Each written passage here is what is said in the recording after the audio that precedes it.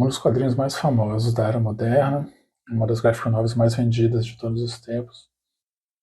Um livro que foi lançado nos anos 80 e continua vendendo até hoje, está sempre no topo dos livros mais vendidos da seção de quadrinhos, sempre mencionado como um dos quadrinhos mais importantes de todos os tempos, ganhou o prêmio Pulitzer.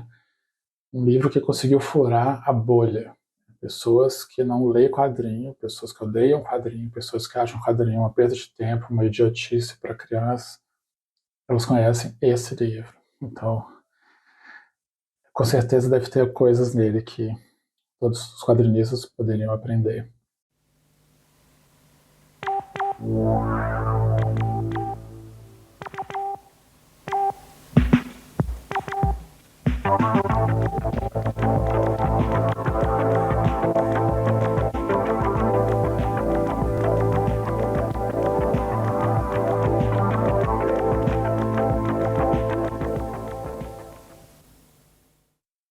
Mas eu não vou entrar muito na questão da história, das polêmicas desse livro, porque muita gente já escreveu sobre isso, tem várias teses de doutorado sobre ele, eu não quero me meter nessa polêmica. Quero pensar do ponto de vista prático o artesanato do quadrinho, como esse livro foi feito, como esse livro foi pensado, como o roteiro foi escrito, como ele foi feito mesmo. O que é preciso para você fazer um livro que se torne tão clássico e tão lendário? É claro que esse tipo de sucesso é muito difícil de reproduzir, né? Não dá para fazer outro livro como esse, embora várias pessoas já tenham tentado. Mas no processo de tentar entender, de tentar aprender, a gente pode talvez desvendar alguns segredos que podem ser úteis no nosso próprio trabalho, né? Eu estou falando do Maus, da Spiegelman. Claro, caso alguém não tenha adivinhado ainda, essa edição que eu estou abrindo para compartilhar com vocês é um dos dois livros da edição americana, edição original. Essa não tinha, não. Felizmente, eu tenho descoberto que comprar quadrinho em inglês no Brasil é relativamente barato, porque ninguém quer comprar. Duas coisas que poucas pessoas querem comprar no Brasil atualmente. Uma é gibi e a outra é livros em inglês, né? Então, gibis em inglês, muitos sebos, inclusive, eles nem pegam para vender. Quando você consegue encontrar um, geralmente o preço está muito bom. Então dá para encontrar umas pechinchas muito boas por aí. Um pouquinho estragado, mas tudo bem.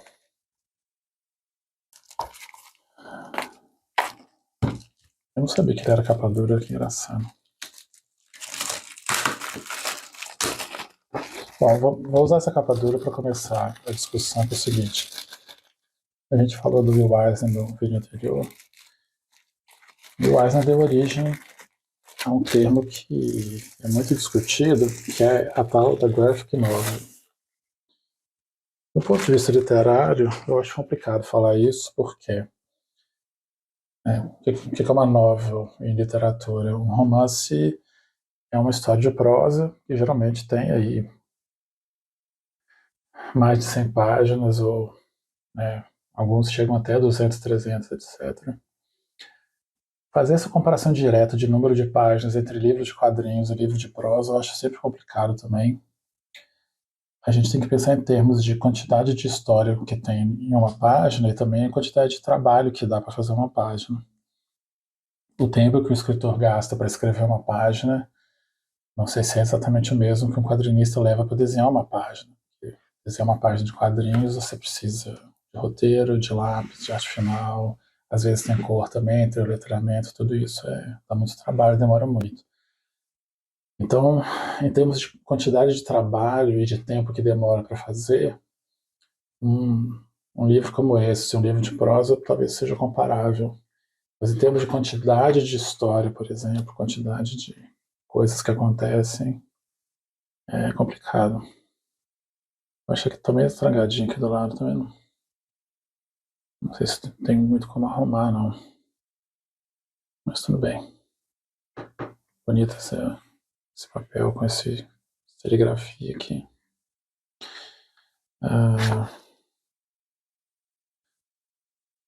Então, bom, falando um pouquinho sobre o mouse também, esse aqui é o livro 2, né? Ele nasce como uma série de capítulos, né, que vão sendo publicados em revistas. Só depois que todos os capítulos foram publicados aqui, saiu essa edição da Pantheon em 2 livros, e foi a primeira edição que saiu aqui no Brasil. A primeira vez que eu li mouse na vida foi essa edição. E aí, bom, o assunto é tão polêmico, né, tão instigante, assim, que às vezes as pessoas esquecem um pouco essa parte prática de como que ele foi feito. Eu tenho um outro livro que mostra alguns detalhes, eu vou fazer um vídeo separado, porque é um livro muito maior do que esse aqui, eu vou precisar remontar todo o meu esquema aqui da câmera, etc. Mas basicamente, o que eu queria falar para vocês, pensando assim, para quem quer fazer quadrinho e tal, o Art Spiegelman, ele vem do contexto das revistas underground daquela galera de São Francisco, da Zap Comics, do Robert Crumb, do Bill Griffith, do Wesley Wilson, Span Rodrigues, Trina Robbins, etc.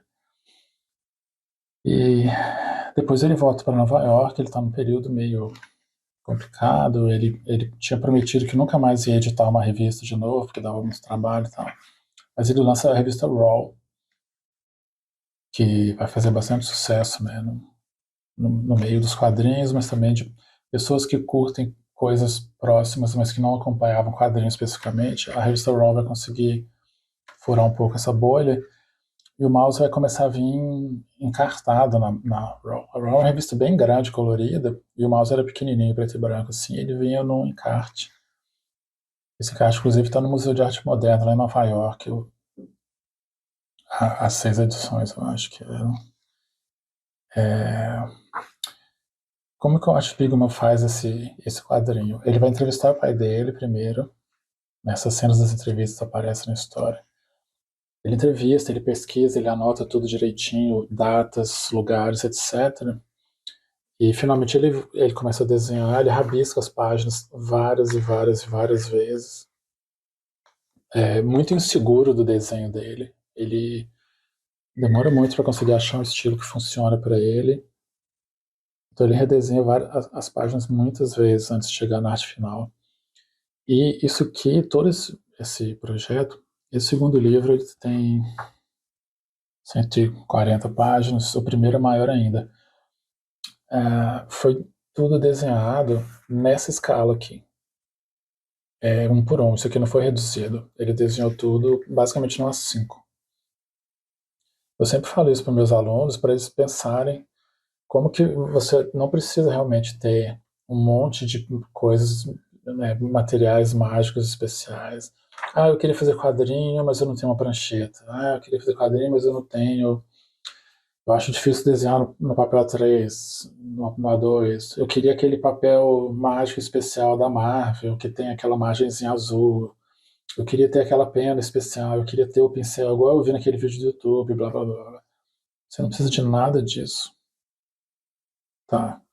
Ah, dá para fazer um quadrinho interessante, envolvente, que mexe com as pessoas, desenhando numa folha de A5, preto e branco. O mouse é todo preto e branco, ele nunca foi, não tem uma versão colorida, não, ele não pede cor, né? Ninguém sente falta.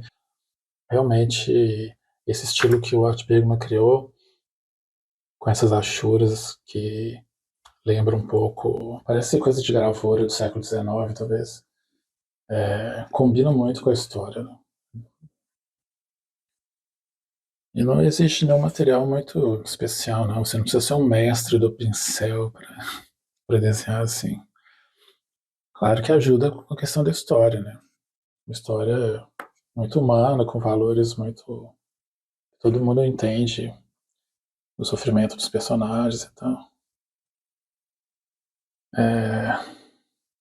Bom, essa parte é difícil de competir, né? Se algum de vocês aí tem um pai que sobreviveu aos campos de concentração e quiser contar a história dele, você pode fazer um quadrinho com isso, que esse é um material bem interessante.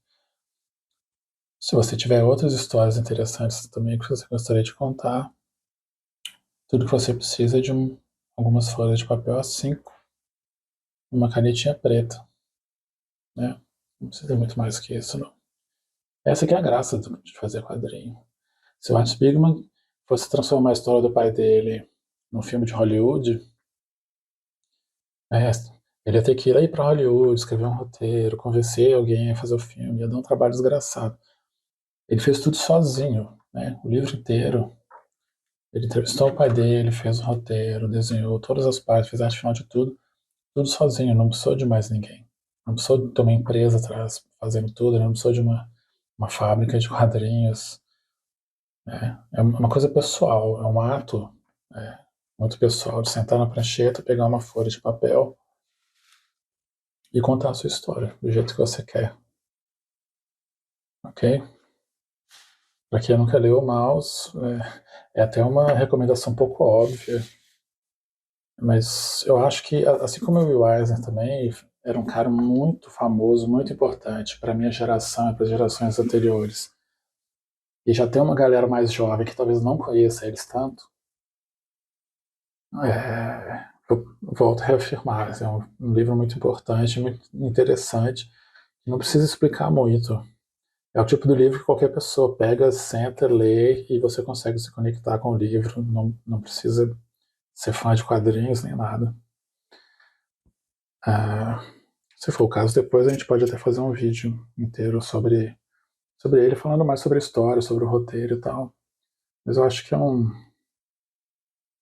livro importante, a gente fica sempre meio na dúvida, né? Já se falou muito sobre ele. Não sei se vale a pena a gente voltar. Eu queria trazer ele para o nosso canal para falar sobre isso, do ponto de vista de como ele foi feito, né? Depois eu vou fazer um outro vídeo mostrando os esboços que eu tenho do Art Spiegelman, de como ele fazia as páginas e tal. Mas por hoje é só.